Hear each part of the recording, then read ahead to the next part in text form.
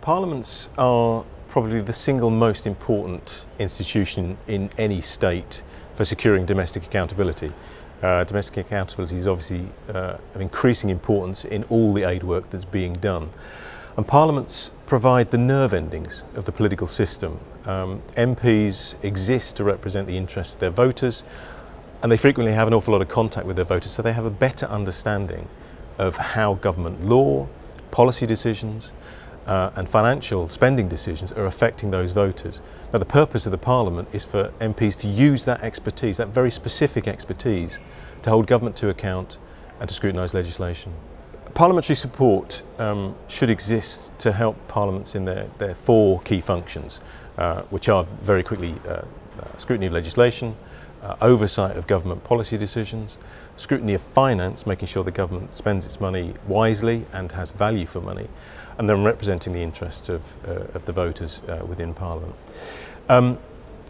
In terms of what donors actually do and the parliamentary support projects should actually attempt to achieve it, they tend to fall into three areas. The first is just getting the systems right, making sure the rules of procedure, the structure within the Parliament is efficient, effective, and it's structured in a way to secure legislative oversight and scrutiny of government. The second is support for staff, capacity, giving the Parliament the resources it needs in order to fulfil those duties. And then the third is helping MPs to understand their role and then to deliver it, not just in Parliament but in the constituency as well. In practice, parliaments frequently fall short of expectations. They don't perform the roles which I've just described, the roles which are expected of them in terms of scrutiny of legislation or oversight of the government. But also an awful lot of donor-funded projects to support parliaments have fallen far short and had very little impact on the way in which parliaments perform. So there has been a frustration. Parliamentary support is a relatively new part of donor assistance to countries, and it's a relatively small part as well.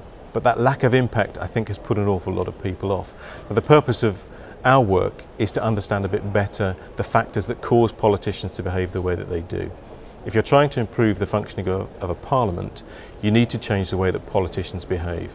It's no good getting the systems right or giving a parliament extra powers if politicians aren't willing to use those powers.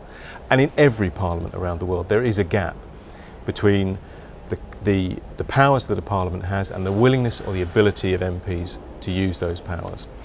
The challenge is to understand why that gap exists and then do something about it. Well, the challenge, as I mentioned, is about understanding why politicians are behaving the way that they do and then trying to do something about it. What often gets in the way of a very well-meaning parliamentary support project is politics. The government will often dominate a parliament.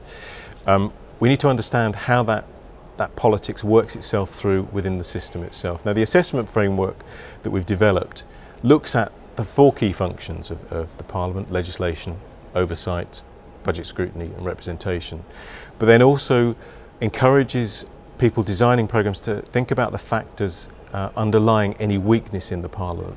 So there are five categories in the assessment framework. The first is the Constitution. Does the Parliament have the necessary power within the Constitution? Secondly, the rules of procedure. Are they clear? Are they coherent? Do they do what they should do? Thirdly, support to staff. Are there enough staff within the Parliament? Do they have the skills necessary to help MPs? Fourth, then, the experience of the politicians. Often in many emerging democracies, politicians simply don't have experience of democracy, and it's understanding what that means in terms of the way that MPs think about their jobs and then how they can get better at doing them. And then finally, politics. How does the politics work itself through within the Parliament itself? Is the Parliament dominated by the government? Is the governing party all voting the same way and therefore offering no serious oversight or challenge to the government itself, and what you can do about this?